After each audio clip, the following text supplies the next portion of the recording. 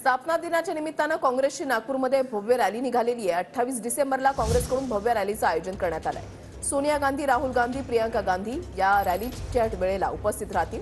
नाना पटोलेंकडून भव्य रॅलीच्या तयारीचा आढावा घेतला जातोय। रॅलीला 10 लाखांपेक्षा अधिक गर्दी होणार आहे असा विश्वास नाना पटोले यांनी व्यक्त केला। नेमकी तयारी सुरू आहे।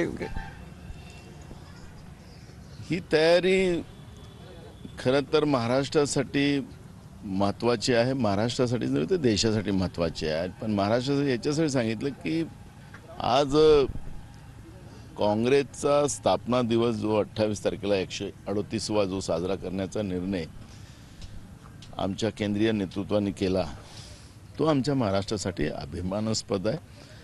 आणि या रॅलीच्या माध्यमातून पूर्ण देशाला, कारण की हा देशाचा मध्यवर्ती भाग आहे आणि देशाचा मध्यवर्ती भाग असल्यामुळे पूर्ण देशाला इथून संदेश जाणार आहे।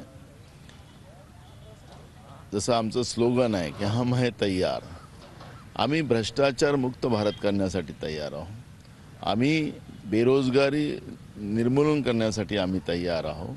आम्ही शेतकऱ्याला न्याय देण्यासाठी आम्ही तयार आहोत।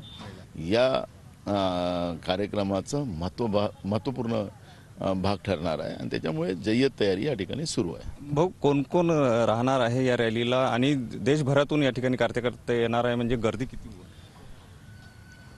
खरं तर या कार्यक्रमाला आमचे राष्ट्रीय अध्यक्ष मल्लिकार्जुन खरगेजी, आमच्या नेत्या सोनियाजी, आमचे नेते राहुलजी, प्रियंकाजी आणि देशभरातून अनेक नेते या ठिकाणी येणार आहेत। अनेक राज्याचे मुख्यमंत्री येणार आहेत आणि जवळपास 9 ते 10 लाख लोकांची ही रॅली या ठिकाणी होणार आहे।